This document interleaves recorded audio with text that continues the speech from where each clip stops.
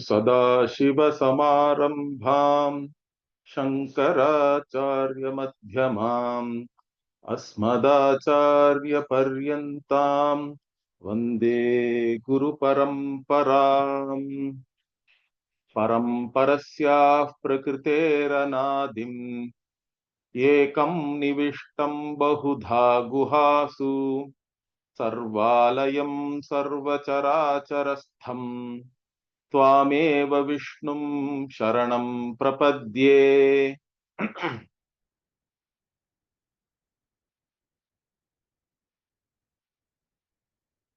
Mohayati Vatmanam Swamayaya Dvaita Rupaya Devaha Upalabhate Swayamevam Guhagatam Purushamatmanam Jvalanat Dhumodgatibhir Vividha Kritihi Ambare Yatha Bhati Tadvad Vishnau Shrishti Swamayaya Dvaita Vistara Bhati. So we were looking at how this Dvaita or Srishti, the creation, which is variegated, correct, which has countless objects, everything is different from everything else. So all this difference and all the objects in the objective world, so how did it appear? Where did it appear? All these things are the questions. So here what we say, this Devaha here is the self-luminous conscious being, the one who is self-existent and self-aware, correct? Devaha Swamayaya mohayati iva atmanam.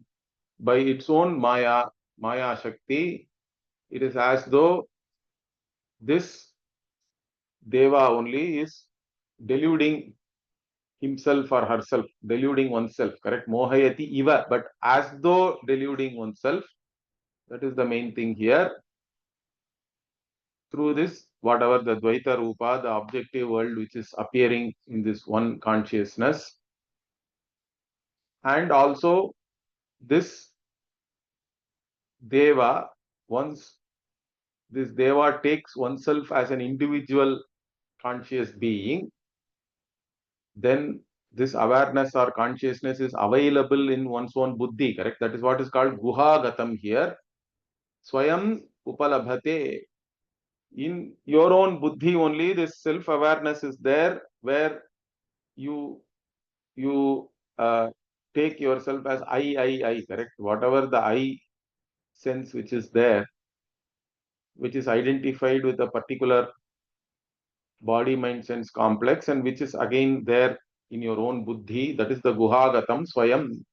So you take yourself as the individual conscious being, Purusham. Here Purusham is Puri Shayanat, I said, the one who is available in this body, mind, sense complex, which itself is called a Puri or Navadware Pure Dehi, like that. Even in the Gita also this is used.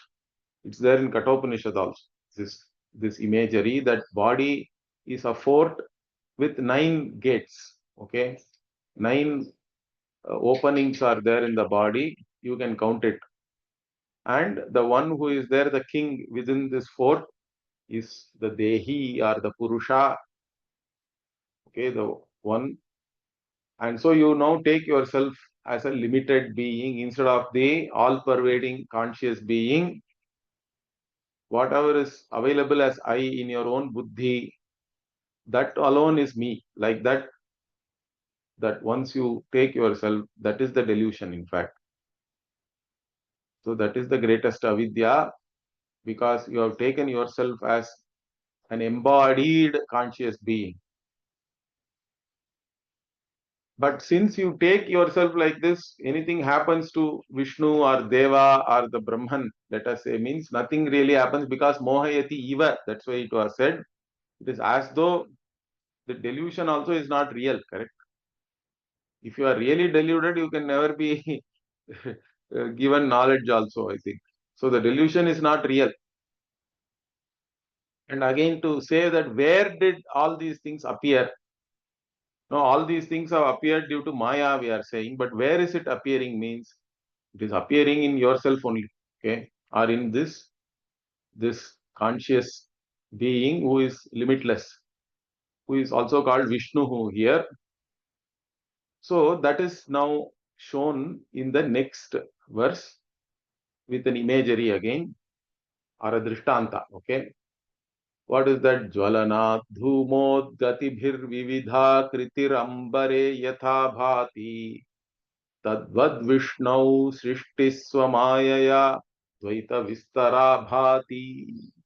So Jwalanat dhumod gatibhir vividha kritihi means you burn something, particularly if you burn wet wood, let us say. Okay, dry wood burns better and it may have less smoke and all that. But if the wood is a little bit wet or it has some moisture in it, then different kinds of smoke will come from that. White smoke, black smoke, all kinds of smoke will come. So Jwalanat Dhumod Gatibhir Vividha Kritihi is there, Ambare. So in the space or in the sky, in the Akasha, when you burn, different kinds of smoke are coming out from that burning. Means in different colors also it is coming. Now all these things, you see that it is all there in the space only, correct? But does the space get polluted by that? Means space is so subtle that nothing can really touch it, correct? Nothing happens to Akasha, even though there are, in fact, we talk about air pollution, atmospheric pollution and all that, but nobody says the space itself is polluted, correct? It is all really only the atmosphere or the air around us. We consider it as polluted if there is certain particles are all there more and oxygen level is less and some other gases also are there, let us say, like some hydrogen sulfide or whatever. So there is air pollution, but there is nobody can taint the space itself. Space is untouched by all these things. Whatever you may see, it is not polluted by that. Similarly, all these things are appearing in space only. Like even the smoke is there in space, but the space itself is not touched by that smoke. Similarly, Tadvat Vishnu Shrishtihi Swamayaya Dvaita Vistaraha Bhati. Dvaita Vistaraha means this all this Dvaita means here Nanatvam really, because there are uh, n number of objects, correct? Countless objects are there in this world and they are all there in this Srishti, in this creation. And how did it come means it came from Vishnu's own Maya, correct? Because Mayavi is Vishnu and keeping this Maya under one's control only, Ishvara is creating, we say, correct? Prakritim Swam Adhishtaya Sambhavam Atma Mayaya and all, it is there in the Gita also. Even Krishna says, I come into this world by keeping this Prakriti under my Adhina, correct? My control, and due to my own Maya, I appear to all of you as Mr. Krishna. But in reality, Krishna is all pervading Vishnu. Vishnu itself means Vyapnoti iti Vishnu, correct? So the one who is all pervading, one who is there everywhere like space, and also one who is not touched by whatever is appearing. Like even the space is not tainted by anything which appears in space. Similarly, Vishnu is also untouched. Vishnu is as it is. Even though you see all this Dvaita Jagat, all these Vividha uh, Vishayas are there in the world, there are so many variegated objects, but none of them really make any division in Vishnu, correct? Space itself may look like it is divided. You have many parts in space. Then you say there are many spaces in space also. But in reality, there is no many part space, correct? There is only one space. In fact, the part is in space, really speaking. But we take it as space is in part. That itself is avidya only. And then further we say, oh, this part is only 5 liter space, another part is 10 liter space and all that. But really part is in space and no part can really divide space or anything. Space itself is indivisible. Like that, all this entire world may appear in Vishnu, but Vishnu is indivisible, untouched, untainted by whatever world which is appearing. So that is the Drishtanta here, correct? The Drishtanta with the space, we have to understand clearly. For that purpose only, this particular imagery is given here. Further you may ask, you say that all these things are appearing and Vishnu only is appearing as the Jiva. Then will then Vishnu not be affected by all this Prakriti? The Triguna Prakriti is there, correct? Prakriti, when we say it is Trigunatmika, we say it is of the nature of the three gunas, the three constituents of the Prakriti, Sattva, Rajas, Tamas, we say. So these three gunas are there, means Vishnu will become Gunabaddhaha, means bound by these three gunas only then. Sattva, Rajas, Tamas.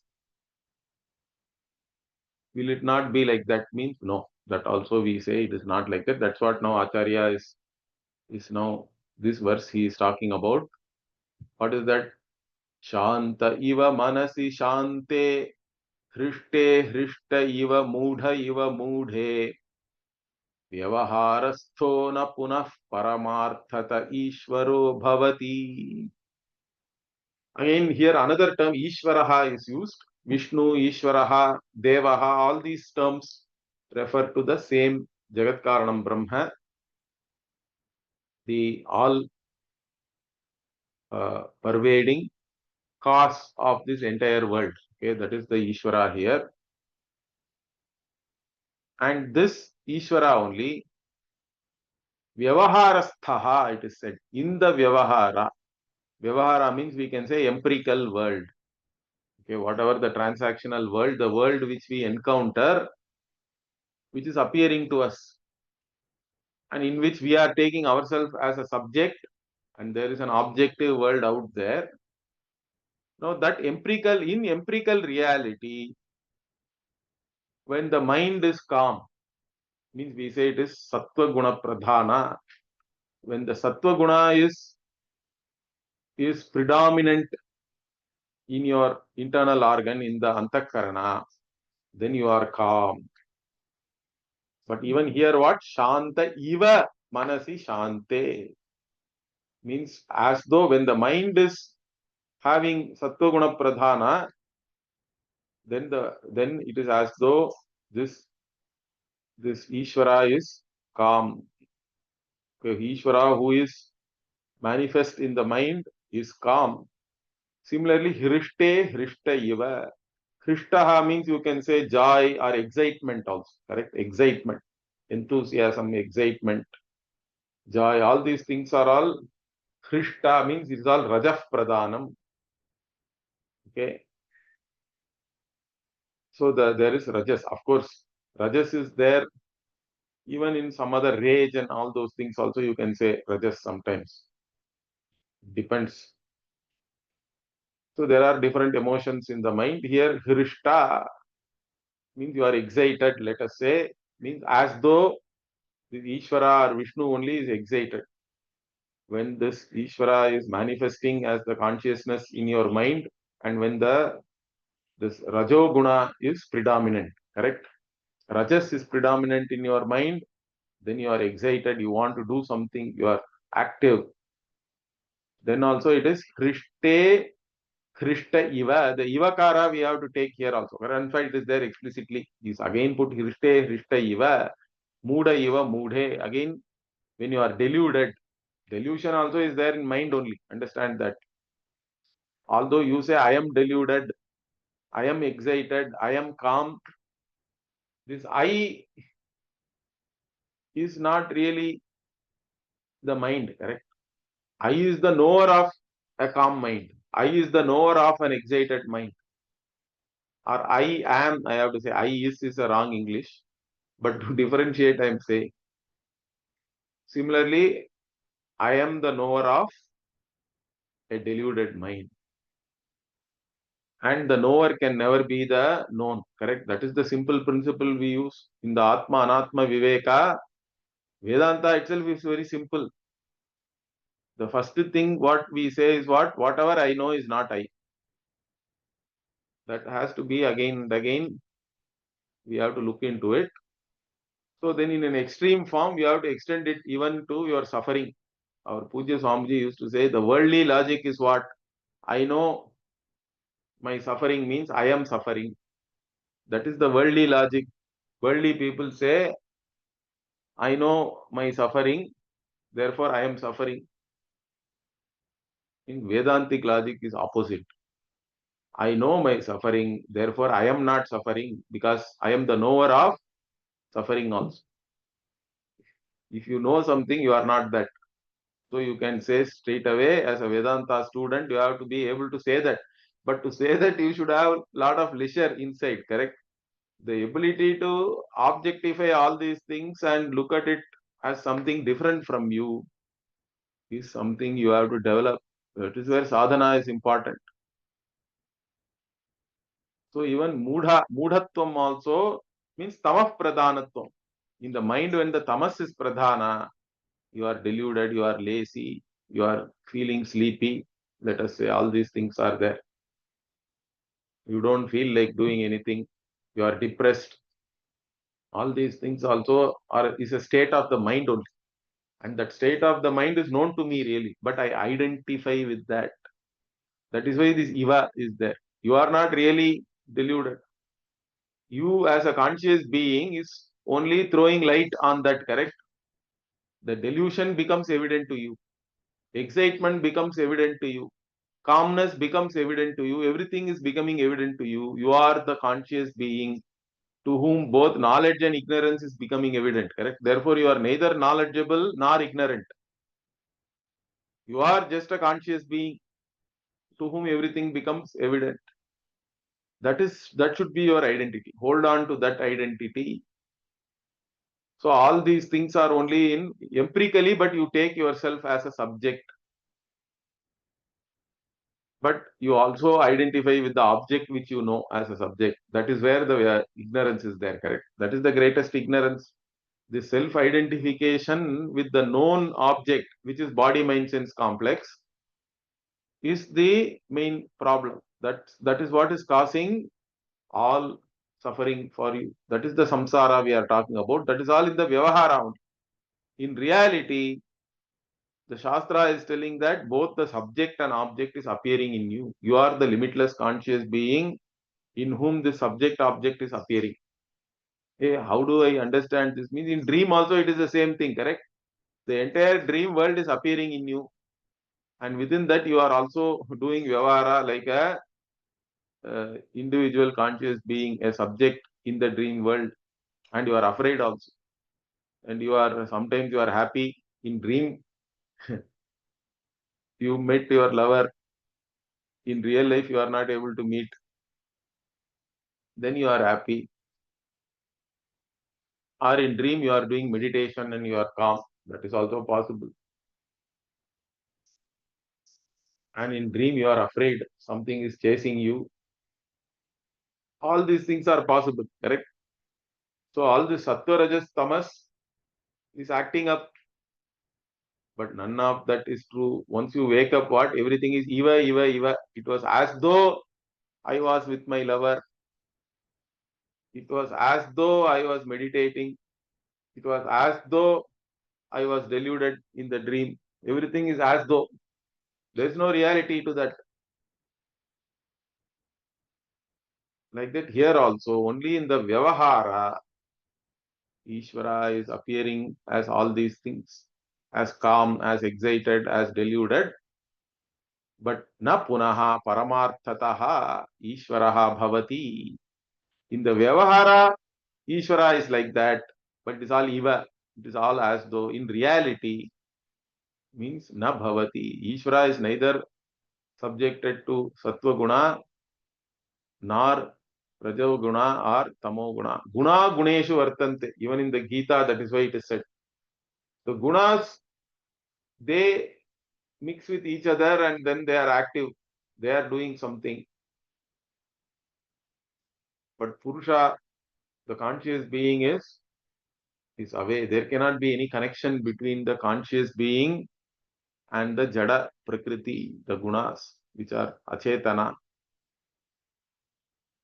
which are insentient, correct? There is no connection between the sentient being and the insentient objects. There cannot be any real connection. That's why the only connection is adhyasika, we say. It is all only superimposition.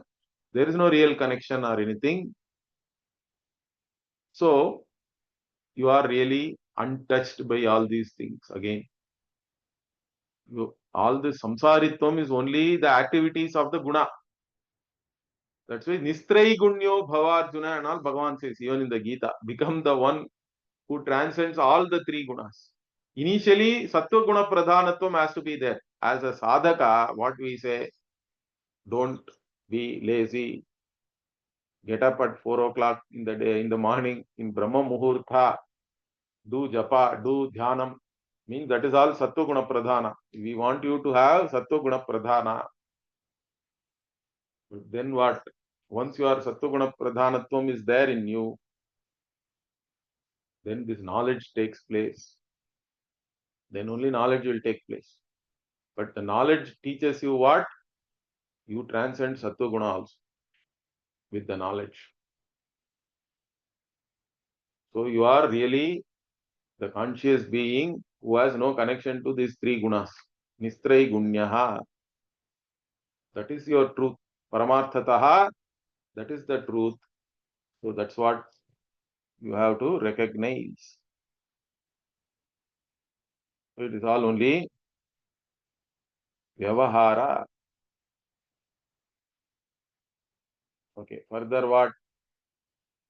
Jaladhara dhumodgatibhir maliनीक्रियते यथा न गगनतलम् तद्वत् प्रकृति विकारैः अपरामृष्टः परः पुरुषः. Again, one more analogy he is giving. Jaladhara means cloud, correct? The one who holds Jala is the cloud. So there is a, in fact, Jaladhar Vyasanal, I have heard of some people. They keep this name also, I think. In the North India, they keep the name Jaladharaha. Jaladhar is a name. It means cloud. Dhumot gatibihi malini kriyate yatha na gaganatalam. Again, the same Akasha or Gagana. Gagana means Akasha. The space is given as an example again because space is something which is very subtle, which is all pervasive, which is indivisible, untaintable, correct? So Atma also is like that. That's why to reveal the nature of Atma, space is used. And even upasanas are given, even in the Taittiriya Upanishad, Akasha Shariram Brahma Satyatma Pranaramam Mana Anandam. So Akasha Shariram Brahma. This Brahman has Akasha as Sarira means what? Its nature is so subtle, like the Akasha. Because it is all pervasive and indivisible and untaintable. That's how you have to do upasana of this Brahman. But that upasana has to further lead you to also an understanding, correct? Knowledge. So here again, this Akasha is taken as an analogy. The cloud or different types of smoke, correct? Dhumot gatibihi malini kriyate na malini kriyate. Okay, yatha. So even like the space is not tainted by clouds, different types of clouds, different types of smoke, etc. They cannot make it dirty. Malina means dirt, correct? Or taint. So na malini kriyate, these things cannot taint. Gagana tala. the sky or the space. Similarly, what? Tadvat Prakriti Vikaraihi. The Prakriti Vikaras. The Vikara means modification. The modifications in the Prakriti is basically the gunas acting amongst themselves, correct? The three gunas at different times, one becomes predominant means then it has a different effect, different modifications of the Prakriti. Only this entire world itself is only a modification of the three gunas for us, the Prakriti. That's why the Prakriti is called the Parinami Upadana, the cause which modifies itself as this world. That is the Prakriti. And all these modifications do not touch the Paraha Purushaha. Here Purushaha is Puranat Purushaha. So here Purusha is the limitless conscious being only is called Purusha. So here the Vyutpatti is different. It is not Puri Shayanat. When the Purusha is used for an individual conscious being, there we have to take it as Puri Shayanat Purushaha. But here it is used for the Paraha Purusha. Parah Purushaha means this here the being is the one who transcends all these things, who is the Nirgunam Brahma. So it is Purana, one who is complete in all respects, one who does not lack anything. That is the Purusha.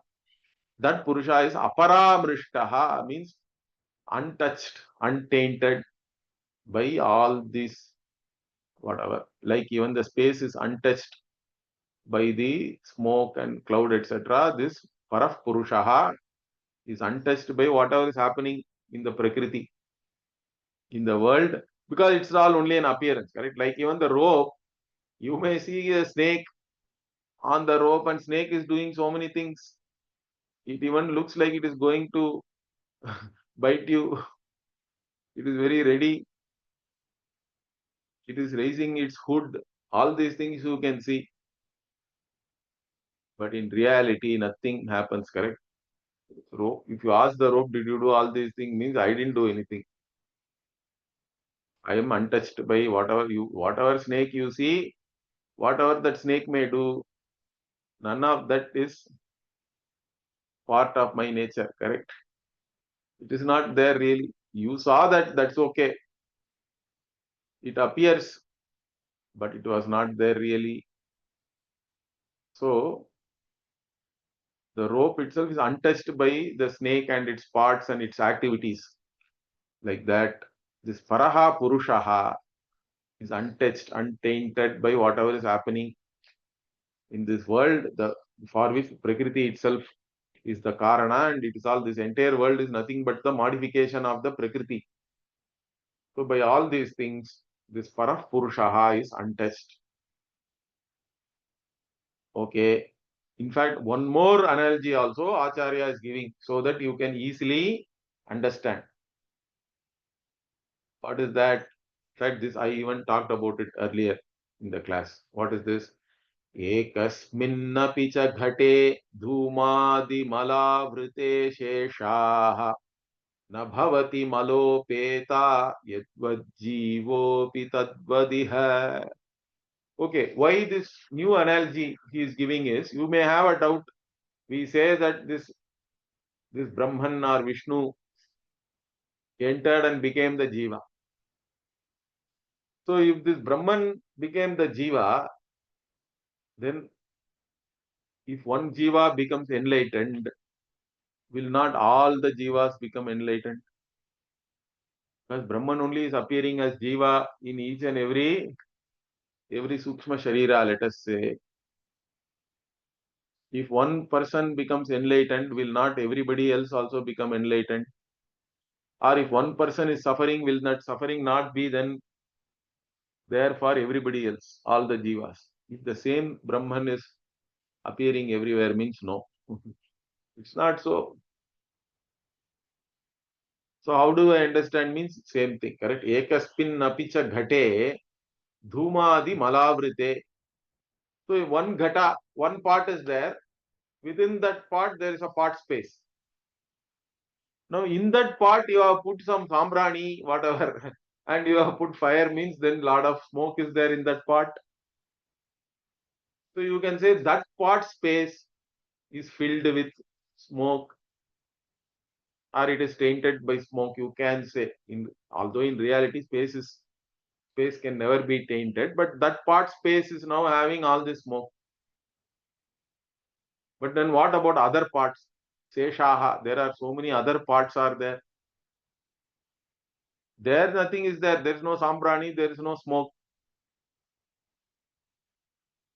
So when one part is having smoke, you can say that that part space is having all this smoke, but it doesn't go to all other parts, correct? Even though space is same. It is one all-pervading space. The same space is appearing as multiple part spaces. Just because one part space is having some smoke, etc., all other part spaces need not have that. That is the analogy here. That is the drishtanta. Similarly, even though the same Brahman is appearing as the individual conscious being in so many body, mind, sense complexes, but that suffering and joy and knowledge and ignorance, everything is only with reference to that particular upadhi, correct? See, even if you take reflection, sun reflecting in a mirror is different from how it reflects on water and how it reflects somewhere else, correct?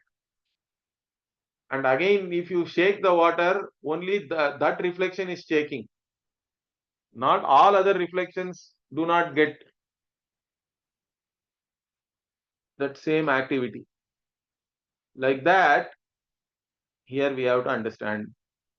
So in one upadhi, whatever is happening, that is restricted to only that conditioning factor or that upadhi, correct? It doesn't go to all others. So that is the doubt here, and that is answered using this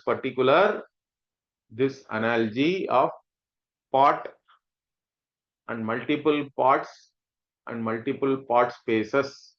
And even if one pot space is having smoke or some other pollution, other part spaces are not affected by that. That is the analogy here. So nabhavati malopeta yadvad jivaha api tadvadiha. So yadvat dhumadi malavrite ghate ekasmin api seshaha na bhavati malopeta. Correct?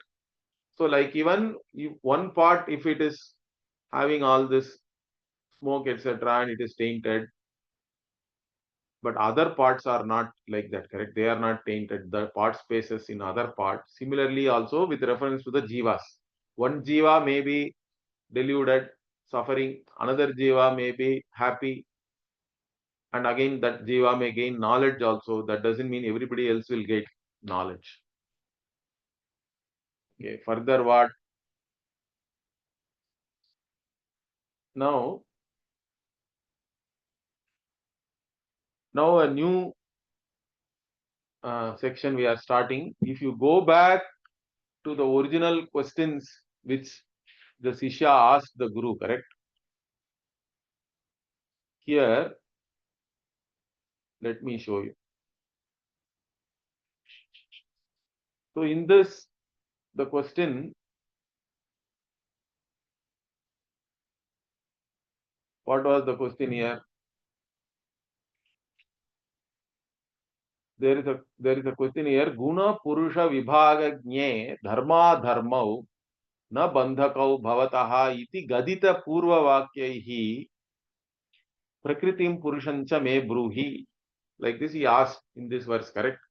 That means the one who understands the Vibhaga or the distinction between the gunas and gunas which are like Prakriti and Jada, and the Purusha who is conscious being, correct? They both are distinct, they both are really unconnected. So one who understands this, for him there is no bandha. This whatever punya papa, dharma dharma is really punya papa here.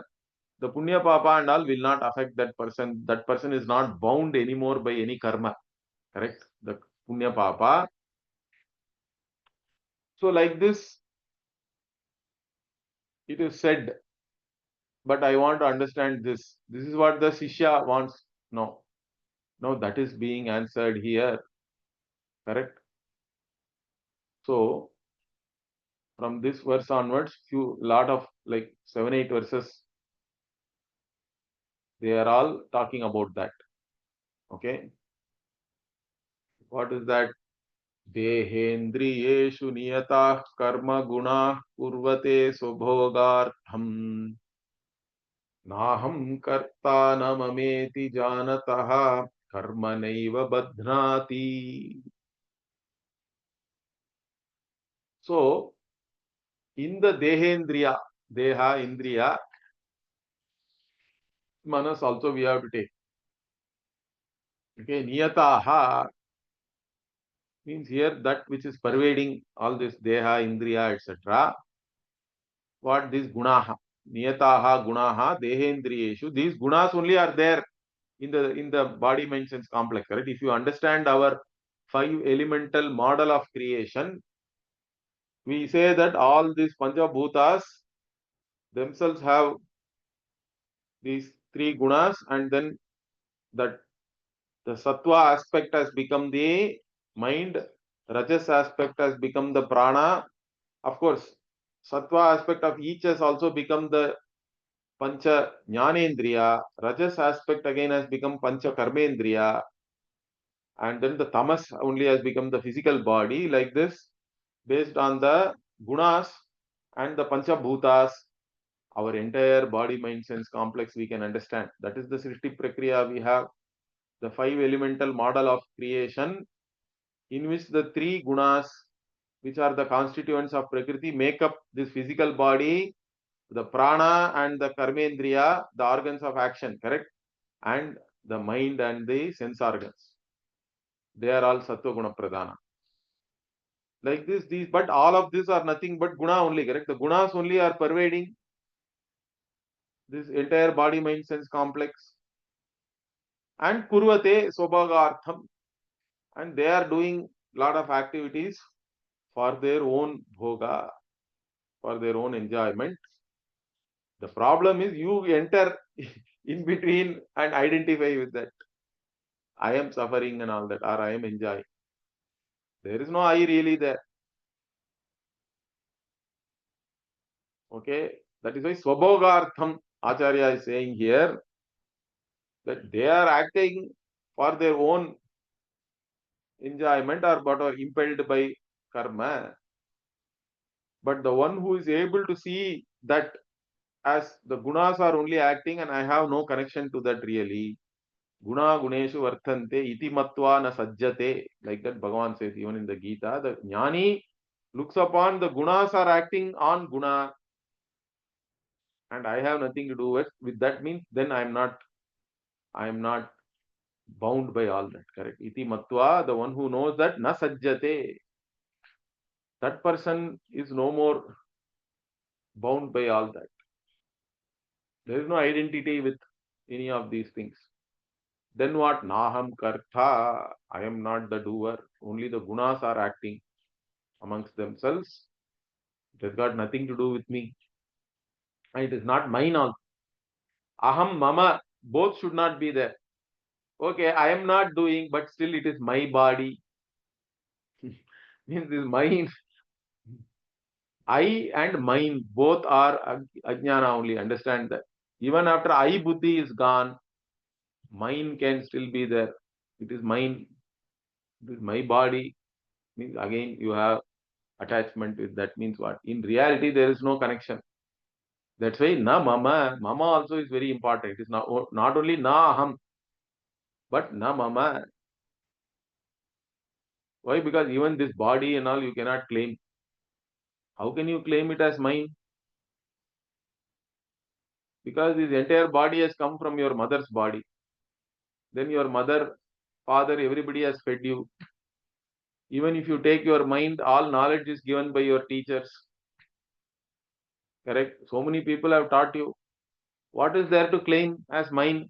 Neither the body, nor your senses, nor your whatever intellectual accomplishment, whatever is there in the mind, None of that you can claim as yours really. It is all given, correct? This entire city is given, the body is given, everything is given. You are there only identifying with that unnecessarily. Wrong identification, in fact. So even the body you cannot claim as mine. That's why suicide is a crime, correct? In all the countries. Because the state also has a claim on your body. The country, state, wherever you are born, they have a claim on your body. So they are saying, no, no, you cannot kill yourself. That is a crime. So my Guruji used to say that. So even the amoebas which are there and the bacteria and so many, the good bacteria and all nowadays they talk about, correct? Gut bacteria. What bacteria which are there in your gut, based on that only your digestion works. And they are there for generations, correct? So they have more claim on your body than yourself. Why? Because possession is ownership, correct? That is the law. You possess some land for 12 years or something, then you can claim ownership. Lot of people are doing that in India. You squat somewhere and for 12 years you pay some tax and all that. Property tax and all you pay as though you are the owner. Then after 12 years you can claim, this is my land. Like that, this bacteria and all, they are there for generations in your body. They will claim ownership. So you cannot say mama also. Na aham karta, na mama iti janataha. So the one who knows in this manner what karma naiva badhnati, for that person the karma cannot bind. If you have identification as a karta bhokta only, there can be any bondage. But the knowledge is what? Knowledge is that I am neither the karta nor the bhokta. Everything, I am only a conscious being to whom everything becomes evident. That's all. And once you know that whatever is becoming evident also is not real, it is all only mithya, it is all only an appearance. Even the status of being knower also is equally mithya. Understand that. So in the dream world, whatever you knew also is mithya, and you as a knower also is mithya, correct? That also is not real after you wake up. So all these things, they cannot bind me. This karma, whatever karma and all is only for the body, mind, sense complex. That is why this body is called karya, in fact. Karya means it is an effect. Effect of what? Your own karma. Because this whole body itself has come into being because of some karma, we say. That is the prarabdha karma. So the prarabdha karma has created this body and this mind and sense complex also. The entire thing we can take. This prarabdha is unfolding every day. Punya and papa. Accordingly, so many experiences are happening. But you identify with all these things and you suffer. You identify yourself as an individual conscious being and you take I, mine, all that with reference to the body, mind, sense complex. If it is there, then the karma will bind you. Then you have to go to a whatever bad time means you go to a, when it is good time, you don't worry, you don't go to temple, you don't think about Bhagavan or astrologers and all that. Once bad time starts, you have to go to astrologer, temples, different places you want to go. But every day, in fact, you have to do Nitya Karma. If you do Nitya Karma properly, you don't even have to go to any astrologer, really speaking. But then people go. But astrologers also what? They really predict your prarabdha. And then they give you antidotes to resolve the papa. So that the bad effects from that you can mitigate yourself, correct? It is like risk mitigation only. It is there, it can materialize, but before it materializes, you resolve it. So like that, but all that is possible only because you take yourself as a karta and one who is subjected to karma, correct? In reality, once you become a Vedantin, you should not worry about all these things. Whatever happens, happens. You should be able to. That is what Bhagavan has given. Let it happen. No, why are you worried about that? In fact, Omkaranandji used to say this in Teni Ashram. Lot of people come there. Nearby there is one Shani Sthala, Shani temple. So more than attending Vedanta classes, these people used to go to that Shani temple all the time. And he used to be complaining. He used to tell, have you come to study Vedanta or you have come to go to the Shani temple? But everybody is afraid of Shani, correct? Is all this Sade Sati, 7.5 years, it starts, means your life changes. Some changes will come. But basically, once you are a Vedantin, you should be ready to face everything. Whatever happens, let it happen. No, what is the big deal? Okay, but daily you do whatever prayers and all that. It should take care of it. Actually speaking, but you don't want to do anything daily, correct? You want to do heroic something and resolve. See, that is the whole problem in any project. Also, the same thing, correct? If you do things as per plan, there is no problem. You do things daily, whatever is to be done. In fact, nowadays they are talking as though it is a big deal. Some people have written books and all that. It has become very famous, correct? All these atomic habits and all they say. Means daily you do something small, then it becomes very big over a period of time. In fact, it is known to everybody. Our entire culture is based on that, correct? You have to do Nitya Karma, Naimitika Karma. In fact, the qualification for that, the Purva Mimamsaka says, what is the qualification for me to do my Nitya Karma? Means if you are alive, you have to do. That is the only qualification, he says. As long as you are alive, you have to do. So you cannot even take sannyasa. That is their argument. Okay. But they say that the very fact that you are alive, you have to do. Bhagavan also says, Nahi kastit kshanamapi jatu tishtatya karma krite karyate hyavashak karma sarva prakriti jair gunaihi. So, nahi kaschid kshana, even for a little time, kshana, you cannot be without doing something, correct? Everybody, they are all impelled by their own nature, the prakriti. And then you keep doing something, you have to do something. Then better do whatever is mandated by the Veda, no? Whatever the Shastra is telling you, you do that. If you don't do that, you will end up doing only some Nishiddha karma, something which is not to be done, you will do. And then you have to face the music for that. So that's why this Nitya karma, Naimitika karma is so important. And do it with Ishwararpana Buddhi, then it is also, you are a karma yogi, correct? Then whatever is to be done, you do. Then you don't have to worry about anything else. Everything will fall into place automatically, in fact. And then finally it has to lead you to the understanding that I am neither Karta Bhokta. Correct? That is the final thing in Vedanta for us. The knowledge that I am neither the Karta nor the Bhokta. I am not the doer, I am not the enjoyer. All these things are only states of mind, really speaking. Correct? Even the I thought itself is there only in mind. I transcend even the I thought. Even when the I thought is not there, I am there. That is me. That's conscious being to whom everything becomes evident. I am that limitless conscious being in whom space-time is appearing, in whom all these objects are appearing. That is me. So that is the identity you have to hold on to. Once you transcend all these things, then there is no karma. In fact, all karma is burnt for the one who has the jnana. Correct? Bhagavan says, Jnanagni sarva karmani bhasmasat kurute. This jnanagni burns all karma. That is also the third eye and all we say, correct? Shiva has third eye.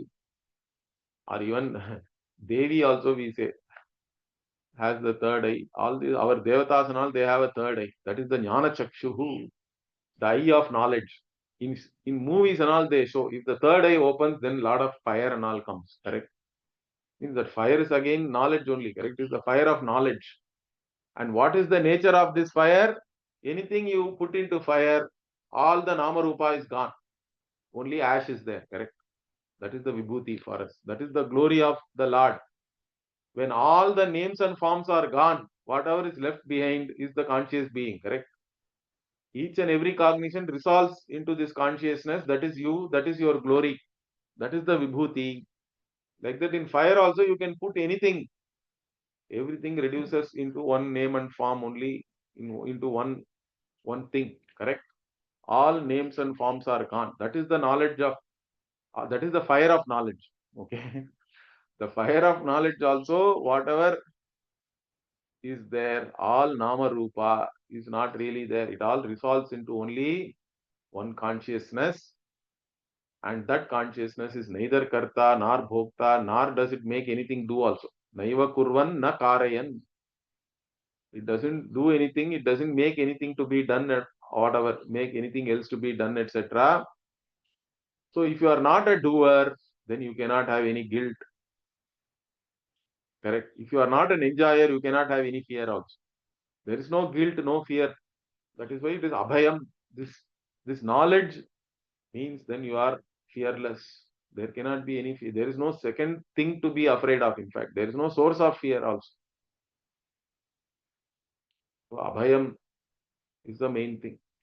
Abhayam pratishtham vindate. Means you have to be fearless. There is no question of having any fear. As long as you have fear means you are bound. Greatest bondage, correct? Fear is the greatest bondage.